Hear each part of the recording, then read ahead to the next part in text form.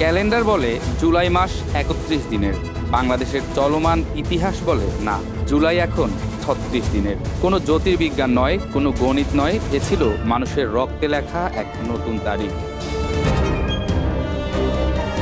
২০২৪ সালের জুলাই শুরুটা হয়েছিল চাকরির কোটা ব্যবস্থা সংস্কারের দাবিতে শিক্ষার্থীদের প্রতিবাদ দিয়ে। কিন্তু দিন যত গড়িয়েছে আন্দোলনের ভাষাও বদলেছে, দাবি বদলেছে, স্লোগান বদলেছে, আর বদলে গেছে পুরো বাংলাদেশের রাজনৈতিক বাস্তবতা।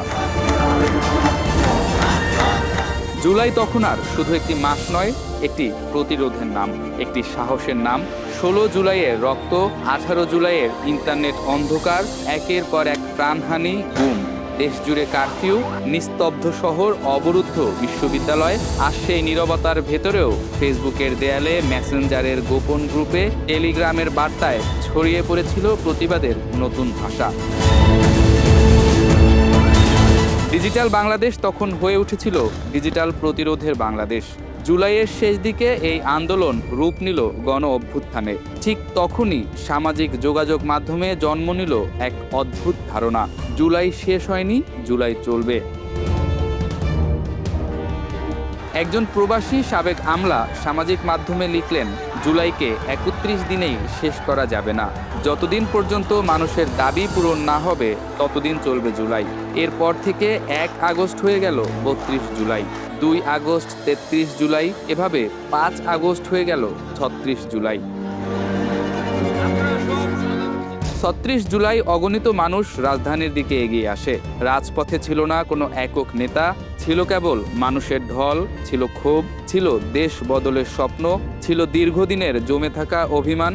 সেদিন শুধু একটি সরকার পতনের খবর লেখা হয়নি, সেদিন লেখা হয়েছিল একটি নতুন প্রতীকের জন্ম, ৩৬ জুলাই। তারপর থেকে এই নাম আর শুধু একটি কাল্পনিক তারিখ নয়, এটি হয়ে উঠেছে একটি স্মৃতি, একটি প্রতীক, একটি রাজনৈতিক ভাষা, একটি সাংস্কৃতিক পরিচয়। ঢাকার দেয়ালে আঁকা হলো ৩৬ দিনের জুলাই ক্যালেন্ডার। গ্রাফিতিতে লেখা হলো জুলাই শেষ হয়নি, ডিজিটাল পোস্টারে ফুটে উঠল ৩৬ জুলাই। দেশ বিদেশের গণমাধ্যম এই অদ্ভুত তারিখের ব্যাখ্যা করতে শুরু করলো। গবেষকেরা বললেন এটি একটি সিম্বলিক ডেট, অর্থাৎ এমন একদিন যা ক্যালেন্ডারে নেই কিন্তু জাতির স্মৃতিতে চিরস্থায়ী।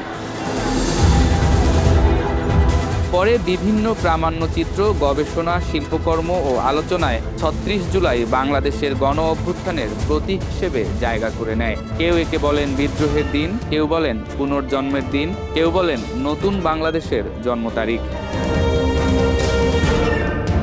কিন্তু একটি বিষয়ে সবাই একমত, ৩৬ জুলাই কোনো সংখ্যা নয়, এটি একটি অনুভূতি। যে অনুভূতি বলে সব মাস ক্যালেন্ডারে শেষ হয়, কিন্তু মানুষের সংগ্রাম শেষ হয় না। যখন ন্যায় বিচার অধরা থাকে তখন ৩১ দিনের জুলাইও ৩৬ দিনে পৌঁছে যায়।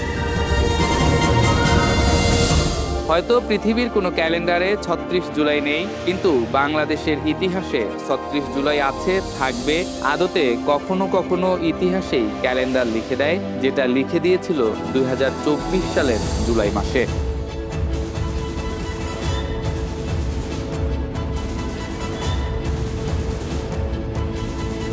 স্বাধীনতা!